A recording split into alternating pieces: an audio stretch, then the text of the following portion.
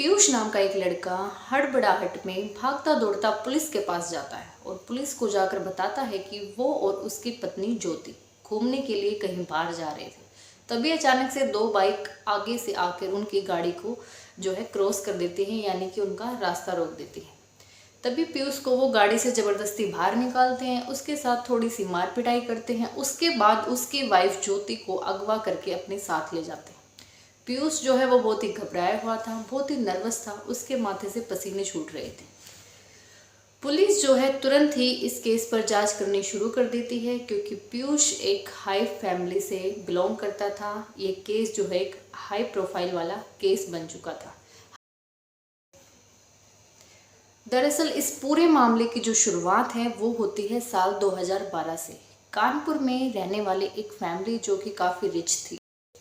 ओम प्रकाश दशानी जो कि इस फैमिली के मुखिया थे, उनके दो बेटे थे। एक बेटे का नाम मुकेश दशानी और दूसरे बेटे का नाम पीयूष दशानी था। इस फैमिली की बिस्किट की फैक्ट्री थी, इसी वजह से ये काफ़ी रिच फैमिली थी। पीयूष दशानी जो कि इस समय 28 साल की उम्र के थे, यानी कि साल 2012 में। तो ओम प्रकाश दशानी यानी कि पीयूष के पिता को अपने बेटे की फिक्र हो रही थी कि उसकी शादी की उम्र निकली जा रही है, और इसी वजह से वो अपने बेटे के लिए एक अच्छी खासी अपने स्टेटस से मैच करती हुई लड़की की तलाश कर रहे थे, खोज कर रहे थे। और 2012 में उन्हें कुछ टाइम बाद तलाश करते करते एक बहुत ही अच्छी रेप्यूटेड फैमिली, उन्हीं की तरह स्टेटस रखने वाली फैमिली, जबलपुर में रहने वाली एक अच्छी खासी फैमिली से उनकी मुलाकात हो जाती है। और ज्योति नाम की एक लड़की उनको उस फैमिली की पसंद आ जाती है। और जो जबलपुर में रहने वाली फैमिली थी, उनकी भी बहुत सारी फैक्ट्रियां थी, यानी कि दोनों फैमिलियों का स्टेटस एक दूसरे से काफ़ी मैच करता था। पीयूष को भी ज्योति पसंद आ जाती है। तो 2012 में ही बिना देरी किए ओम प्रकाश दशानी अपने बेटे पीयूष दशानी की शादी ज्योति नाम की उस लड़की के साथ बड़े ही धूमधाम से कर देता है। शादी के बाद 2 साल बिल्कुल बहुत अच्छे से गुजरते हैं, यानी कि 2012 में उनकी शादी हुई थी, 2013 और 2014 2 साल बिल्कुल अच्छे खासे बीतते हैं। उसके बाद दोनों हस्बैंड वाइफ यानी कि पीयूष और ज्योति कहीं बाहर आउटिंग करने के बारे में सोचते हैं। यानी कि ज्योति का बहुत मन था कि वो लॉन्ग ड्राइव पर जाए और रेस्टोरेंट में खाना खा कर आए, तो इसी के चलते वो अपनी होंडा गाड़ी लेके घर से निकलते हैं। उस टाइम पर कानपुर में एक बहुत ही फेमस रेस्टोरेंट था, कार्निवल। वे उसी रेस्टोरेंट में जाते हैं, जाकर वो खाना ऑर्डर करते हैं, कुछ ड्रिंक्स वगैरह मंगवाते हैं। उसके बाद वो डेजर्ट लेते हैं। तकरीबन 1-1.5 घंटा रेस्टोरेंट में स्पेंड करने के बाद, अच्छे से खाना खाने के बाद, ज्योति पीयूष को कहती है कि थोड़ा बाहर घूम आते हैं, यानी कि ड्राइव पर चल पड़ते हैं। तो वो फिर से गाड़ी लेकर वहाँ से ड्राइव के लिए निकल जाते हैं। तो जैसे ही वो किसी सुनसान इलाके में पहुँचते हैं, तो मैंने जैसा आपको स्टार्टिंग में बताया था कि 2 बाइक उनकी गाड़ी को क्रॉस कर लेती हैं और पीयूष के साथ थोड़ी हाथापाई करते हैं। उसके बाद उसकी वाइफ को किडनैप करके ले जाते हैं। तो पुलिस के पास पहुंचता है पीयूष, वो किसी से लिफ्ट वगैरह लेके जैसे भी जाता है, और वहाँ पे वो ऐसा जो भी उसके साथ हुआ वो सारी घटना पुलिस को बता देता है और रिपोर्ट लिखाता है। तो पीयूष के काफ़ी हाई प्रोफाइल फैमिली से बिलोंग करने की वजह से जो पुलिस है वो तुरंत ही इस केस पर एक्शन लेना शुरू कर देती है। पुलिस होंडा गाड़ी, पीयूष की जो गाड़ी थी, उसकी जो नंबर प्लेट थी, यानी कि जो नंबर था, वो हर जगह भिजवा देती है, ताकि जिसको भी इस बारे में कोई भी इंफॉर्मेशन पता लगे तो वो पुलिस को इन्फॉर्म कर सके। अलग अलग पुलिस स्टेशंस में उसको भिजवा दिया जाता है पुलिस के द्वारा। तो 1-1.5 घंटे के बाद पुलिस के पास एक कॉल आता है। तो उसमें जो भी बताने वाला था उसने बताया कि होंडा नाम की इसी नंबर की जो गाड़ी है वो ऐसे ऐसे एक सुनसान एरिया में वो खड़ी मिली। हालांकि पीयूष के साथ ये सारी घटना हुई, वो एरिया वो सुनसान इलाका था, उसका नाम था स्वरूप नगर, और उसी से थोड़ी ही दूरी पर एक पंकी रोड नाम का एक एरिया पड़ता है। वहीं पर पीयूष की ये गाड़ी है वो मिलती है। तो पुलिस जो है पीयूष के घर वालों को इन्फॉर्म कर देती है। तो पीयूष अपने फैमिली के कुछ मेंबर्स के साथ उस एरिया में पहुंचता है। वहाँ पर पुलिस भी पहले से ही मौजूद थी। तो पुलिस जो है वहाँ पर छानबीन करती है, गाड़ी को खोला जाता है। गाड़ी के अंदर का जो मंजर था वो बहुत ही भयानक था, बहुत ही डराने वाला था। उसे देखकर कोई भी जो है दंग रह जाएगा। जैसे ही पुलिस गाड़ी खोलती है तो उसमें ज्योति की लाश थी, वो बेहद ही बुरी हालत में थी। ऐसा लग रहा था कि जैसे ज्योति ने उसके साथ किसी की बहुत ही गहरी दुश्मनी थी और उसने उस दुश्मनी को निकाला है, क्योंकि पूरी गाड़ी खून से भरी हुई थी और ज्योति के शरीर पर 17 बार चाकू से जो है वार किया गया था। उसके बाद पुलिस जो है उस जगह की छानबीन करती है, आसपास के एरिया की छानबीन करती है और ज्योति की बॉडी को जो है पोस्टमार्टम के लिए भेज दिया जाता है और पीयूष और उसकी फैमिली वालों को भी उसके घर के लिए जो है जाने को कह दिया जाता है। तो कुछ समय बाद जो है पोस्टमार्टम की रिपोर्ट आ जाती है और उसमें क्लियर हो जाता है कि ज्योति का जो मर्डर है वो चाकू के वजह से, चाकू का वार करने की वजह से हुआ है। तो पुलिस जो है पीयूष के घर पे फ़ोन करके उनकी फैमिली को हॉस्पिटल में ही बुला लेती है। तो यहाँ पर गौर करने वाली एक बात और है कि एक पुलिस ऑफिसर जो कि बहुत ही कई जगह पे हो जाते हैं, कोई कोई बहुत ही तेज होते हैं दिमाग से, तो वो पुलिस ऑफिसर उन्हीं में से था। वो हर चीज़ को नोट कर रहा था। उसने बिना किसी को बताए चुपचाप सिर्फ पीयूष पर अपना फोकस स्टार्टिंग से ही बना रखा था। उसने देखा कि पीयूष जो है उसने अपनी टी शर्ट चेंज कर रखी है, यानी कि पहले जब वो पुलिस स्टेशन में रिपोर्ट लिखाने के लिए आया था तब उसने दूसरी टी शर्ट पहनी हुई थी और जब वो हॉस्पिटल में आया है तब उसने दूसरी टी शर्ट पहनी हुई है।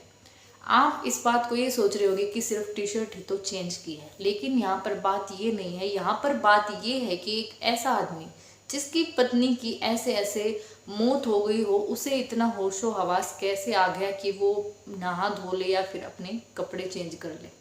तो मुद्दा ये उठ के आता है। तो उस पुलिस वाले ने अपने साथी पुलिसकर्मी के साथ ये बात शेयर की। उसके बाद साथी पुलिसकर्मी ने उसको कहा कि ये बहुत ही रेप्यूटेड फैमिली है, हम ऐसे छोटे से किसी बात के ऊपर जो है इनको कुछ नहीं बोल सकते, क्योंकि बहुत ही हाई प्रोफाइल हाई स्टेटस वाली फैमिली थी। तो इसीलिए वो चुप हो जाते हैं और बात भी इतनी ज़्यादा बड़ी नहीं थी कि जिसका मुद्दा बनाया जाए, सिर्फ एक टी शर्ट चेंज करने की ही बात थी। तो वहीं वो दोनों वहीं पर चुप हो जाते हैं। उसके बाद जो है दोनों फैमिलीज प्रेशर बना रही थी पुलिस के ऊपर कि छानबीन करके पता लगाया जाए कि आखिर में जो है ज्योति के साथ ऐसा क्यों हुआ। उस टाइम पर कानपुर की सड़कों पर लोग उतर आए थे, सब ज्योति के लिए जस्टिस की मांग कर रहे थे। सब ये चाह रहे थे कि जो ज्योति है उसको जस्टिस मिले, क्योंकि जो है ये पैसों का मामला तो नहीं लग रहा था। हालांकि दोनों फैमिली काफी रिच थी। अगर पैसों के लिए ज्योति को अगवा किया जाता तो उन्हें कॉल भी आता कि भाई हमें इतने पैसे चाहिए हैं, लेकिन ऐसा कुछ नहीं हुआ। ज्योति को किडनैप किया गया, उसके बाद सीधा उसकी डेड बॉडी ही पुलिस को मिलती है। तो इसीलिए ये जो है पैसों का मामला तो बिल्कुल भी नहीं था। तो पुलिस जो है अपनी टीम्स बनाकर अलग अलग जगह पर जो है उनको भेज देती है कि कैसे भी करके जल्दी से जल्दी हमें जो है पता चले कि आखिर पूरा मामला है। तो इन्वेस्टिगेशन के चलते पुलिस ने जो अलग अलग अपनी टीम बनाई थी उनमें से एक टीम तो पीयूष के घर चली जाती है नॉर्मली बातचीत करने के लिए, क्योंकि पुलिस जो है वो तहकीकात तो बिल्कुल जड़ से करती है। इसमें चाहे फैमिली मेम्बर्स हों चाहे कोई भी हो, तो पुलिस तो हर एक बंदे से पूछताछ करती है। तो नॉर्मली पूछताछ के लिए एक टीम को वहाँ भेजा जाता है। तो पीयूष के साथ बातचीत की जाती है, क्योंकि एकमात्र वही गवाह था, चश्मदीद गवाह था जिसने सब कुछ होते हुए देखा था। तो पीयूष उनको सब कुछ बताता है। तो नॉर्मली जो है बातचीत होती है। एक टीम को कार्निवल रेस्टोरेंट में भेजा जाता है जहां पीयूष और उसकी वाइफ ज्योति ने जो है खाना पीना खाया था। तो वहां के सीसीटीवी में जो है देखा जाता है। वहां पर एक हैरान करने वाली बात जो है वो सामने आती है कि 1-1.5 घंटा जितनी भी देर वो दोनों हस्बैंड वाइफ यानी कि पीयूष और ज्योति उस रेस्टोरेंट में रुके थे, उन्होंने खाना पीना मंगवाया, अच्छे से खाया पिया। लेकिन यहाँ पर एक चीज़ नोट करने वाली ये थी कि वे एक दूसरे से बिल्कुल भी बात नहीं कर रहे थे। वेटर जब आया था ऑर्डर लेने के लिए सिर्फ उन्होंने तब ही बात की थी, इसके अलावा उन्होंने कोई बातचीत नहीं की। तो यहाँ पर पुलिस को थोड़ा डाउट होता है।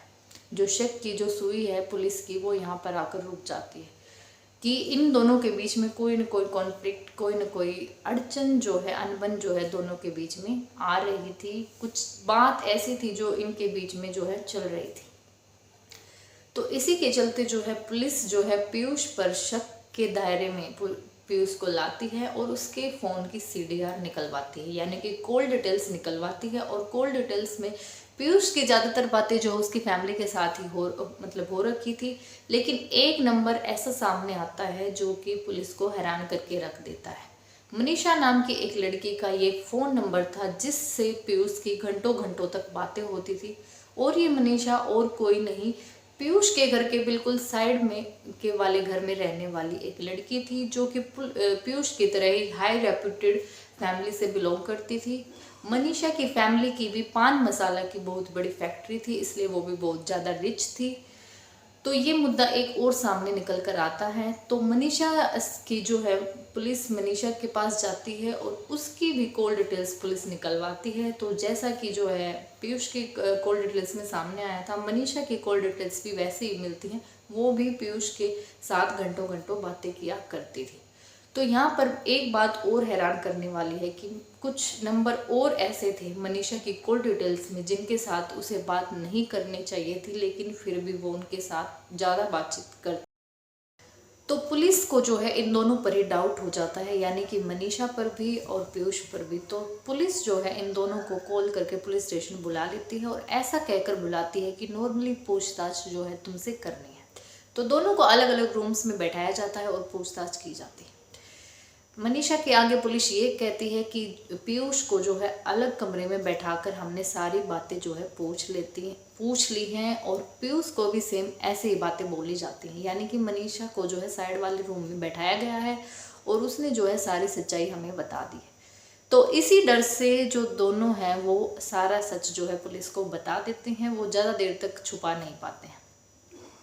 पीयूष जो है पुलिस को बताता है कि वो 2012 से पहले, यानी कि शादी से पहले मनीषा के साथ रिलेशनशिप में था, लेकिन जो है पीयूष की फैमिली जो है वो एक हाई रेप्यूटेड फैमिली को जो है देख रही थी और उन्हें ज्योति काफ़ी पसंद आ जाती है और उसकी फैमिली भी, इसलिए मुझे मजबूरन ज्योति से शादी करनी पड़ती है।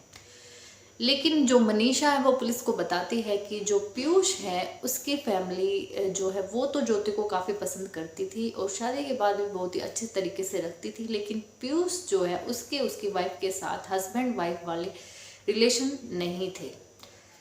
तो पीयूष जो है मनीषा जो है उसको इस बात का कुछ टाइम बाद पता चलता है कि पीयूष की शादी तो हो गई है, लेकिन उसकी वाइफ के साथ हस्बैंड वाइफ वाले रिलेशंस नहीं है। तो मनीषा जो है वो पीयूष से धीरे धीरे बातचीत करना शुरू कर देती है। हालांकि उसने पीयूष की शादी के बाद उससे बातचीत करना बंद कर दिया था, लेकिन वो धीरे धीरे उससे बातचीत करना शुरू कर देती। Piyush time to time Manisha से मिलता भी रहता था कि ज्योति भी अंदर ही अंदर टूट चुकी थी, वो डिस्टर्ब चल रही थी पीयूष के ऐसे बिहेवियर की वजह से, क्योंकि वो दोनों एक तरीके से हस्बैंड वाइफ की तरह नहीं रहते थे। और कुछ टाइम बाद ज्योति को भी पता चल जाता है कि ऐसे ऐसे मनीषा नाम की लड़के के साथ पीयूष जो है वो अब भी रिलेशनशिप में है, लेकिन वो घर में किसी को भी ये बात नहीं बताती है, चुपचाप खुद ही सब कुछ सहती रहती है, क्योंकि उसकी इन-लॉज वाली फैमिली यानी कि ससुराल में जो फैमिली थी, यानी कि पीयूष के जो माता पिता भाई जो भी थे वो उसको बहुत ज़्यादा रिस्पेक्ट देते थे और उसकी बहुत केयर करते थे, और वो इसी के चलते अपने दिन जो है वो स्पेंड कर रही थी, गुजार रही थी। हालांकि जब वो उस दिन रेस्टोरेंट में खाना खाने गए थे वो भी पीयूष की और मनीषा की ही प्लानिंग थी। मनीषा और पीयूष जो है तंग आ जाते हैं अब ज्योति के को अपने साथ रखने से, यानी कि मनीषा पीयूष के साथ मिलकर प्लानिंग बनाती है कि अब इसको रास्ते से हटा दिया जाए। तो वो दोनों सोचे समझे एक प्लानिंग बनाते हैं। पीयूष के पास तो कोई ऐसे बंदे नहीं थे जिनसे कि वो ये सारा जो कुकर्म उसने करवाया था वो करवा सके, लेकिन मनीषा जो है वो कहती है कि उसका ड्राइवर जो है वो ये काम कर सकता है, मैं उसे कुछ पैसों का लालच देकर ये सब कुछ करवा सकती हूँ। पीयूष के पास वैसे तो बहुत सारे पैसे थे, लेकिन वो अपनी फैमिली का बहुत ज़्यादा प्रेशर फील करता था, वो अपने पिता से और भाई से बहुत ज़्यादा डरता था, इसलिए उसने कोई कदम नहीं उठाया, उसने मनीषा पर ही सौंप दिया। तो मनीषा उसके ड्राइवर यानी कि अवधेश नाम के उसके जो ड्राइवर था उससे बातचीत करती है। उसे कहती है कि मैं तुम्हें 10 लाख रुपए दूंगी ये सारा कुछ करने के, और मैं तुम्हारी बदले में तुम्हारी फैमिली का भी ध्यान रखूंगी, और ज्योति जो भी ज्वेलरी वगैरह पहने हुए होगी उस टाइम पे वो भी तुम रख सकते हो। दूसरी बात, मैं तुम्हें जेल का दरवाज़ा नहीं देखने दूंगी, यानी कि जेल का मुंह तुम्हें नहीं देखने दूंगी, तुम्हें हर हाल में जो है मैं बचा लूंगी। ये सारी बातों का लालच देकर वो ड्राइवर, जो कि एक गरीब इंसान था, जो कि सपने में भी कभी इतने पैसे नहीं कमा सकता, सारी जिंदगी कमाता रहे उसके बाद भी इतने पैसे वो कभी नहीं कमा सकता, वो लालच में आकर जो है हाँ भर लेता है। अपने 3 दोस्तों को फ़ोन करके वो इस प्लान में शामिल कर लेता है। बाइक के द्वारा वो पहुंचते हैं और इस सारी घटना को अंजाम दे देते हैं, जो कि पीयूष ने पुलिस को बिल्कुल उल्टा बताया था। पीयूष ने कहा था कि हम गाड़ी लेकर घूमने के लिए जा रहे थे, तभी जो बाइक सवार 4 लोग आते हैं वो उसकी गाड़ी को क्रॉस कर लेते हैं, जबकि ऐसा नहीं था। पीयूष ने बताया कि मैंने खुद गाड़ी वहाँ पर रोकी थी जब वो 2 बाइकों वाले, मतलब कि टोटल 4 लोग आए थे, और मैंने खुद ज्योति को उन्हें सौंपा था और मैं खुद ही गाड़ी को वहीं छोड़कर आपके पास आ गया था। तो ये यहाँ पर वो पुलिस ऑफिसर भी वो बात नोट करता है कि हाँ, तुम्हारे कपड़े भी फटे हुए नहीं थे, ना ही कोई दाग धब्बा, कोई निशान तुम्हारे चेहरे पर मार पिटाई का नजर आ रहा था। तो यहाँ पर जो है सारी बातें क्लियर हो जाती हैं। उसके बाद इन सबको जेल में जो है बंद कर दिया जाता है। साल 2015 में मनीषा को जो है बेल मिल जाती है। जिस इंसान का सब कुछ किया धरा था, जिसने सारी प्लानिंग की थी, उसको जो है बेल मिल जाती है। उसके बाद पीयूष और वो चारों लोग, यानी कि वो ड्राइवर और उसके 3 दोस्त, वो सब जेल में बंद रहते हैं। उसके बाद समय निकलता है, धीरे धीरे तारीखों पर तारीख लगती हैं। साल 2020 में पीयूष को भी बेल मिल जाती है। जेल में बंद रहता है कौन? वे 4 लोग, जो कि गरीब थे, शायद उनकी चलती नहीं थी, शायद उनके पास पैसा नहीं था। पूरा केस उन्हीं के ऊपर थोप दिया जाता है और जेल में बंद सिर्फ वही रह जाते हैं, पीयूष और मनीषा, जो कि इस पूरे मामले के मेन मुद्दी थे। उनको जेल से रिहा कर दिया जाता है, बेल मिल जाती है पैसे के बलबूते पर। यह है हमारा कानून। एक लड़की जो कि बेगुनाह थी, जिसकी अच्छाई, जिसका अच्छे तरीके से रहना उसके लिए इतनी बड़ी मौत की सज़ा बनेगा, उसने कभी सपने में भी नहीं सोचा था। क्या हम सोच कर देखें, अगर मनीषा अपनी फैमिली में बता देती कि पीयूष के साथ उसे शादी करनी है, तो क्या उसकी फैमिली नहीं मान जाती? अगर पीयूष अपनी फैमिली को बता देता कि उसे मनीषा के साथ ही शादी करनी, तो क्या वो नहीं मान जाते? कुछ टाइम बाद मान जाते। उन्होंने ऐसा करने की कोशिश ही नहीं की। पीयूष का जो भाई था मुकेश, उसने बताया कि जो उनके पिता हैं ओम प्रकाश दशानी, वो अपनी बहू से यानी कि ज्योति से बहुत ज़्यादा लगाव रखते थे, उसे बेटे की तरह मानते थे। उन्हें इस पूरी घटना का पता चला तो वे ये सदमा सहन नहीं कर पाए और उनकी भी जो है मौत हो चुकी थी। कुल 7 परिवारों पर इस पूरी बुरी घटना का जो है असर पड़ता है। मनीषा की फैमिली, पीयूष की फैमिली, ज्योति की फैमिली, उस ड्राइवर की फैमिली और उस ड्राइवर के साथ आए उन 3 बंदों की फैमिली। तो उम्मीद है इस कहानी से आपको कुछ न कुछ सीख मिली होगी कि कितने साल पहले से ही हमारे जो है समाज में ये बुराई चलती आ रही है। 2012 की जो कहानी है वो मैंने आपके साथ शेयर की। मिलते हैं अगली वीडियो में फिर एक और सच्ची घटना के साथ। तब तक के लिए अपना ख्याल रखें, स्वस्थ रहें, सतर्क रहें, औरों को भी सतर्क रखें। जय बालाजी, जय श्री राम।